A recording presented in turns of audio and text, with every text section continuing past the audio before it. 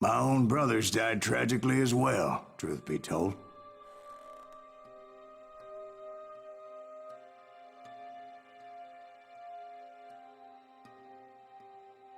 It was 1868, and me and my older brothers were pulling a tidy profit running cattle into Juarez, Mexico. One night after my brothers retired for the evening, I found a little poker game in a cantina with a couple of cowboys. And I just couldn't lose. I even won an old Spanish coin that had to be 100 years old. Well, I was mighty pleased with myself the next morning as my brothers and I rode for Texas. But before we crossed the border, those cowboys caught up with us. It was Johnny Ringo, Roscoe Bob Bryant, and another asshole named Jim. They wanted their money back and everything else we had, including our lives, as those boys didn't want us coming for them later. Bob put that old Spanish coin in my mouth and said, "I won't have it said that I left you with nothing, boy." Well, those horses bolted, and there we hung as those bastards rode away. The branch finally snapped under the weight of the three of us, but being my older brothers were bigger and heavier, they were already dead. And right then I swore to myself that I would avenge them. Ringo you know about. But Bob eluded me, until I heard he was riding with the Wild Bunch.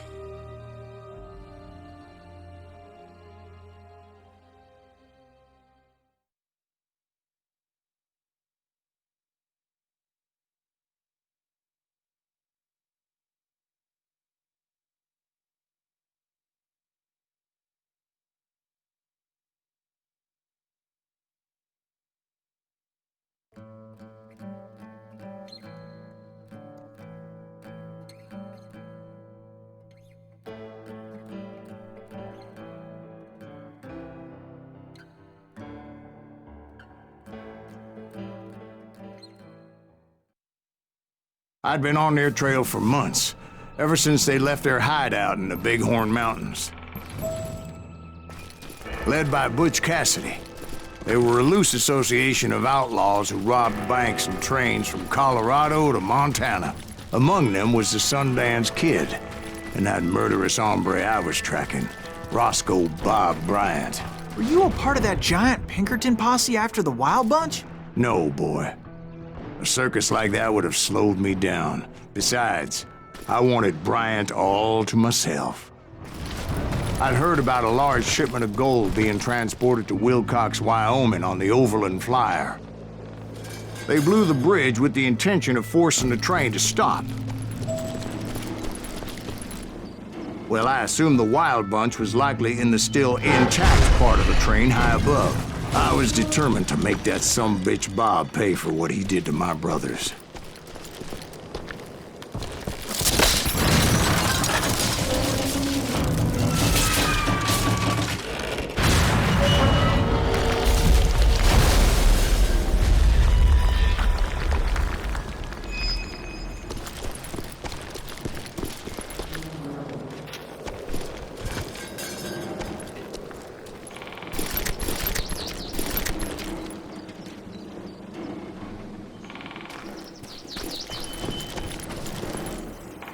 My ears are still ringing from blowing up that bridge.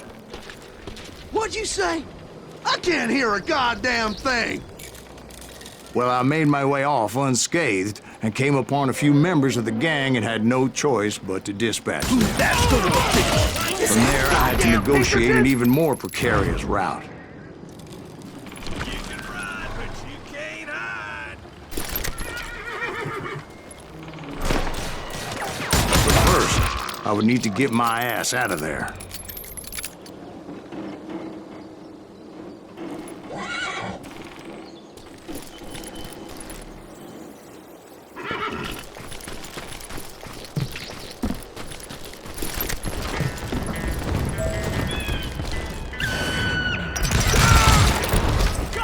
I jumped from the frying pan into the fire as the train was clearly fixing to fall.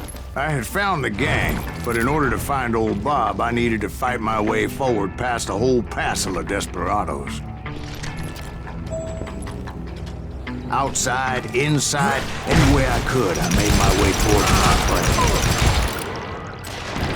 You'll die for this! Well, what about the passengers? It was mostly a freight train, as I recall. There were no passengers aboard that day.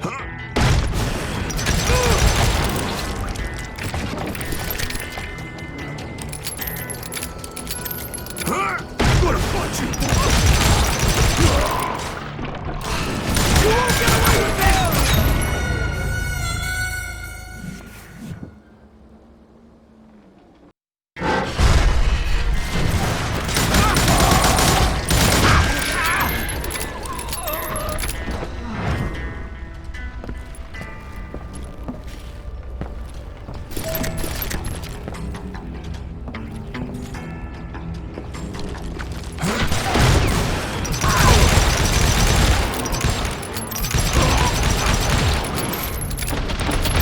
Sorry, son of a bitch!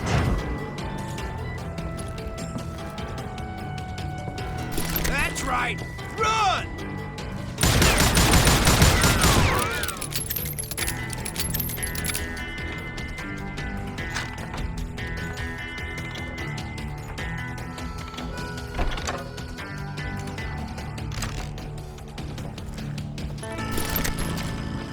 You better hide!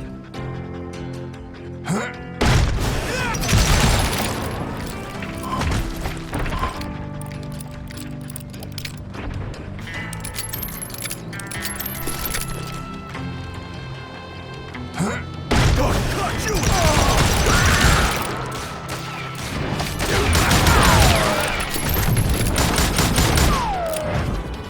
Die, you bastard! Shit!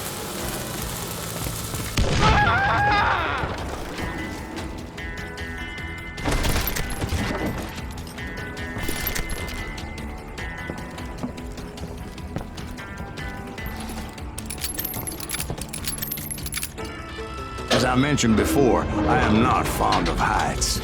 But I was too busy dodging bullets to worry about falling to my death.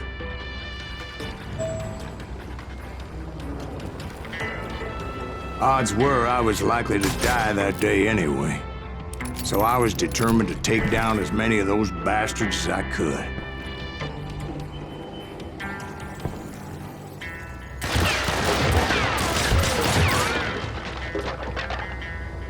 Get out here!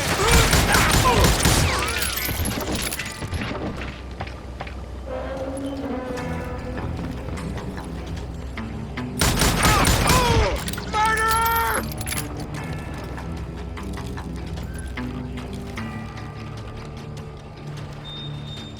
You can run, but you can't hide forever. Die!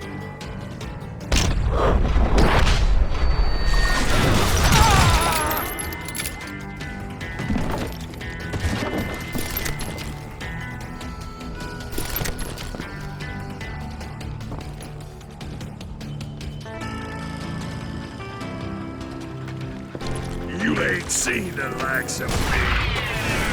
Just like pissing me off.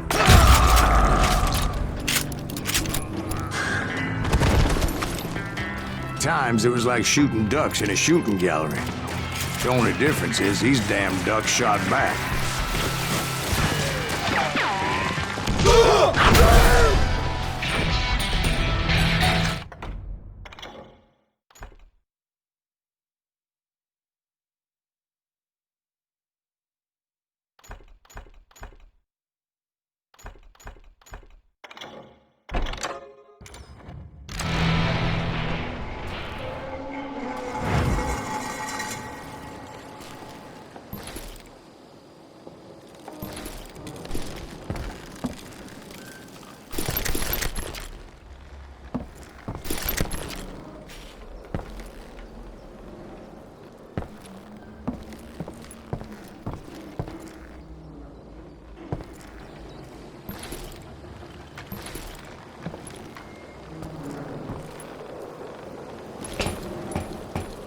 I kept hoping the law would show up and give me a hand. You mean like that giant Pinkerton posse that I read about?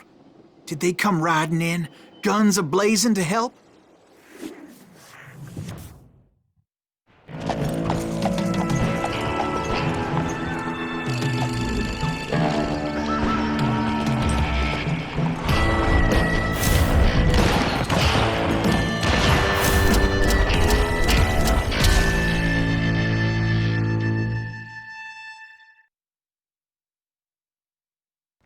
Help?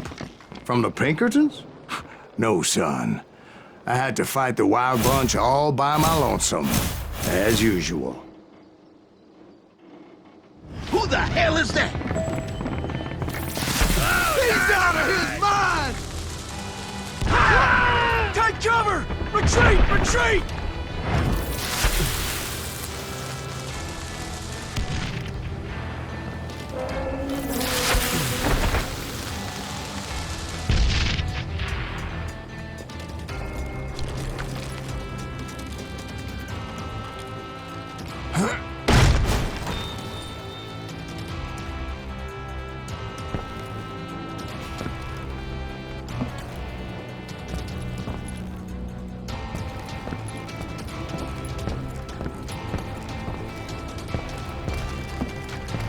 He's killing everybody!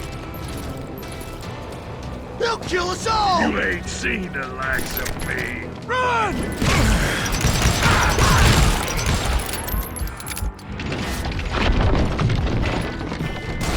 Death is coming for you.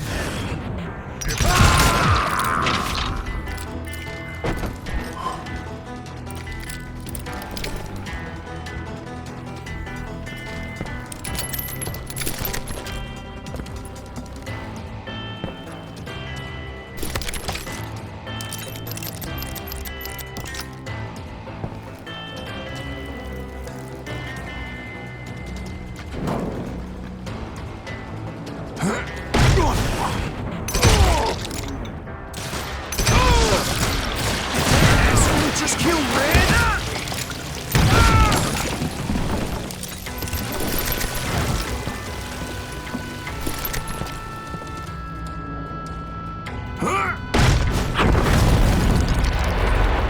My guess is those dime novels didn't portray this as it happened, did they?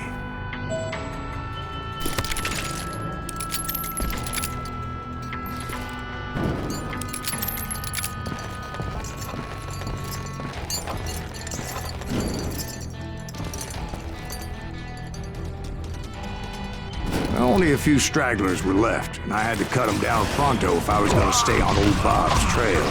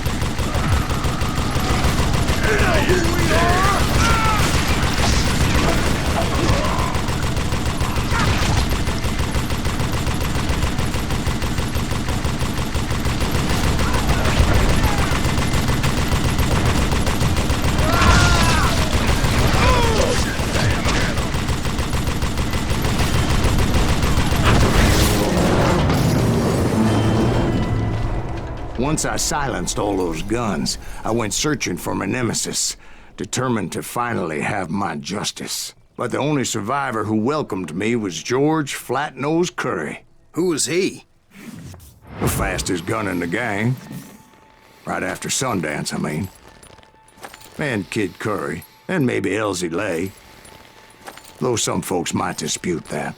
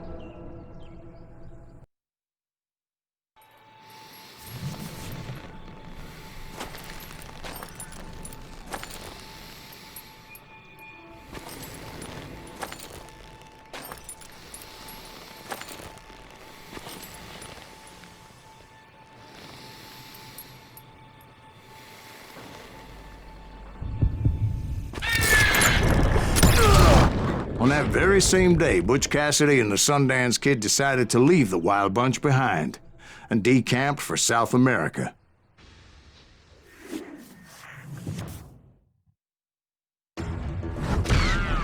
They ended up living down there for many years, but I'm sure you already know all about that.